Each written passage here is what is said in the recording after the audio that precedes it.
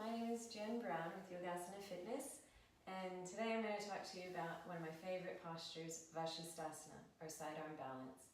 So on the website I already have one video devoted to a vinyasa sequence in which I incorporate Vasisthasana in the sequence, demonstrating a lot of different options. But now I'd like to take some time out to talk to you about each of those variations and how to go about it. So this is a posture that I have some history with because it was one of those poses that my teacher would always kind of throw in, and I would always sort of dread it. You know, I don't have very big arms, and trying to bear weight on my arms was never very easy. And so we'd go into Vasisthasana, which I'll just demonstrate quickly. It's basically something like this, you know, and my arm would be shaking and I'd be getting all stressed about it, unable to hold the pose. And then over time I started working not only did I get stronger, but I also started working out a few things about the pose and how to modify it. So the first thing I'm going to show you is the easiest option I give to students, which is always starting on the knee. So we're going to go from a high plank position, because often with this pose we go from downward facing dog into a high plank and then we roll to Vasisthasana. So the first option I give students is to come onto their knee, roll to that side, and then take the arm up. And so the nice thing about this option is, yeah, they're still bearing some weight on the arm, but it's not that heavy, and if they need to, they can even come up off that arm if they need to, and really just sort of balance, working the core. And that's one of the things I started to learn about the sidearm balance, is that to be light in this posture, I have to lift from here, right? The arm can only do so much. All the arm can do is lock and stay straight, right? It can't push me up any higher. It's from the obliques that I have to be able to lift my hips and hold myself up, okay? All right, so from that easy, gentle option, the next option that some students need is they can't bear weight on their wrists, so we might put a couple blocks there so they can go on their form and then take their sidearm balance like this, yeah? So they're still high like everyone else, but they don't have to bear all that extra weight on their wrist. All right, now, from there, the next few things I would work on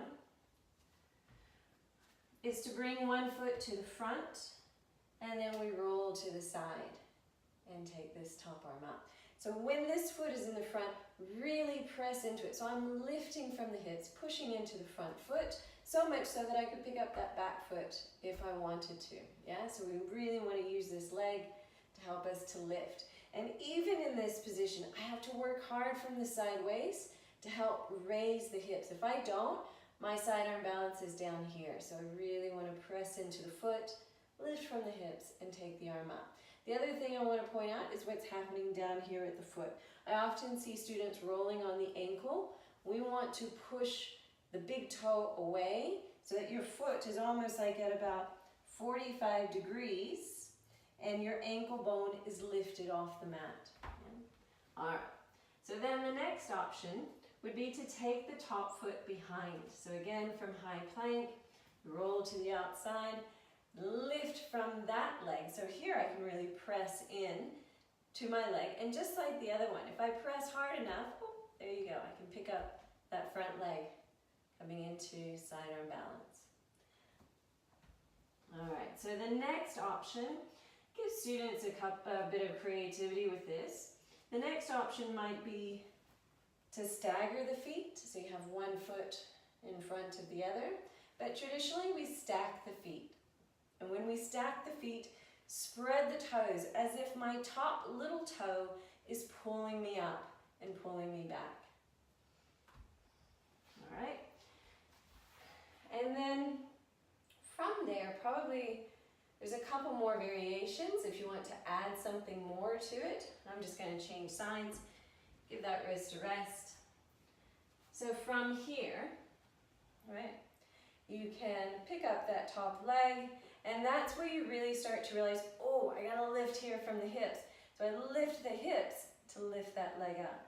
And you could place that foot on the inner calf, you could place it on the inner thigh, stretching up like this. You can also catch the big toe and take the leg up.